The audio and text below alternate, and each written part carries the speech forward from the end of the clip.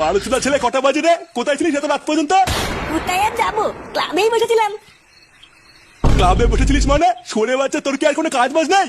লোকের ঘরে ছেলে পেলেরা দিন রাত কাজ বাজ করে দিনের শেষে বাপের হাতে টাকা তুলে দেয়, আর তুই সেই সকালবেলায় বেরিয়ে রাত পর্যন্ত ক্লাবে গিয়ে বসেছিলিস? লোকের ঘরে ছেলেপেলেরা দিনের শেষে বাপের হাতে টাকা তুলে দেয়? লেওনা তোদের বাপু না ছেলেপেলেদের হাতে টাকা দিয়ে তাদেরকে একটা কাজে ঢুকিয়ে দেয়, তাই তারা দিনের শেষে বাপের হাতে টাকা দেয়। তুমি আজ পর্যন্ত আমার হাতে ক টাকা তুলে দিয়েছো কাজ করার জন্য, যে দিনের শেষে তোমাকে আমি টাকা তুলে দেবো?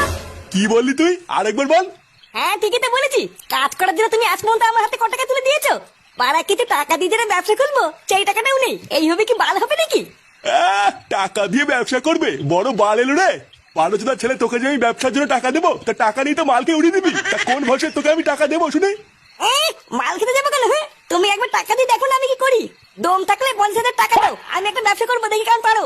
আচ্ছা যা, আমি যে ভাবি ও কালকের মধ্যে থেকে 50,000 টাকা জোগাড় করে দেবো। তারপর আমিও দেখবো দিনের শেষে তুই কি বাল করে আমার হাতে টাকা তুলে দিস।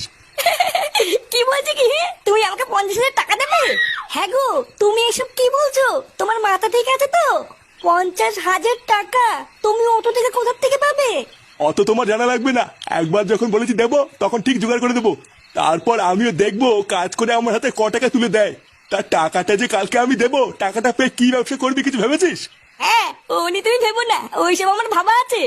আমি তো অনেকদিন আগের থেকে ভেবে